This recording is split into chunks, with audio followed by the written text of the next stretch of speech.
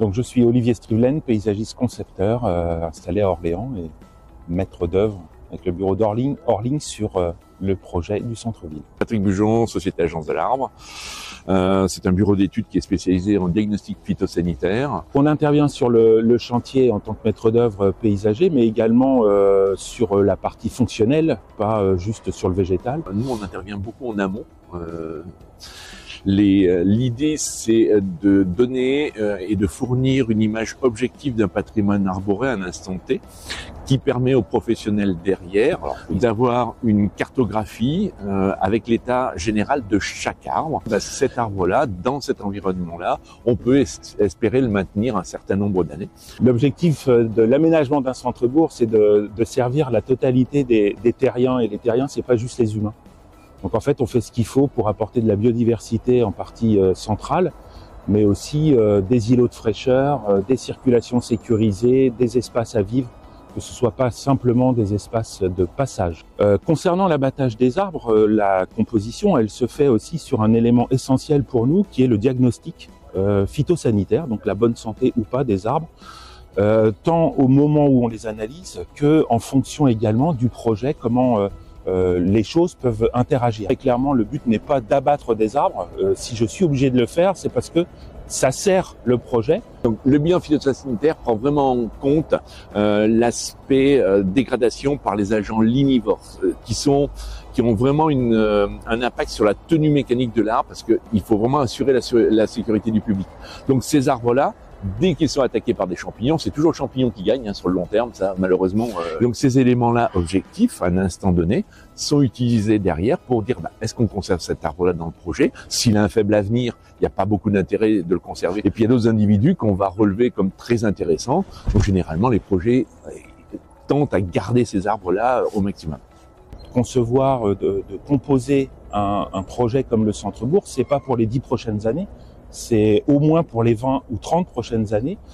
Ça nous oblige de travailler avec les arbres existants, mais sur certains espaces, pour correspondre aux normes de circulation et de sécurité, parfois on est obligé d'en abattre.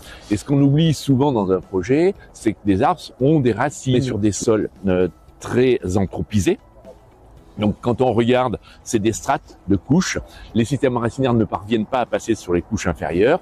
Donc quand on va venir travailler autour de ces arbres-là, on va fortement dégrader leur système racinaire. Donc on va diminuer leur espérance de maintien. On va en abattre quelques-uns, d'abord parce qu'ils sont malades, voilà, parce qu'ils sont dangereux pour certains, et puis surtout derrière pour pouvoir faire aussi des éclaircies et que les arbres qu'on va venir planter puissent se développer. Le choix végétal qui a été fait il y a 25 ans, ne nous permet pas aujourd'hui de garantir que ces arbres se développeront, ne serait-ce que dans les 5 prochaines années concernant le changement climatique. Et il vaut mieux essayer de diversifier les palettes végétales. Donc, on a les végétaux locaux, bien évidemment, mais les accompagner avec une palette végétale qui est plus résiliente en cas de période chaude et sèche, avec un objectif de diversité. Jamais avoir une grande quantité d'arbres d'une même essence. Et puis, la diversité, on en parle aussi, en termes de classe d'âge. Il faut jamais que tous les individus appartiennent à une même classe d'âge. Ici, si vous prenez la placette, c'est un seul bloc, une seule essence, une seule classe d'âge. Maintenant, dans tous les projets, on essaye de casser ces ambiances-là pour revenir vers quelque chose qui est plus équilibré en termes d'essence et de classe d'âge.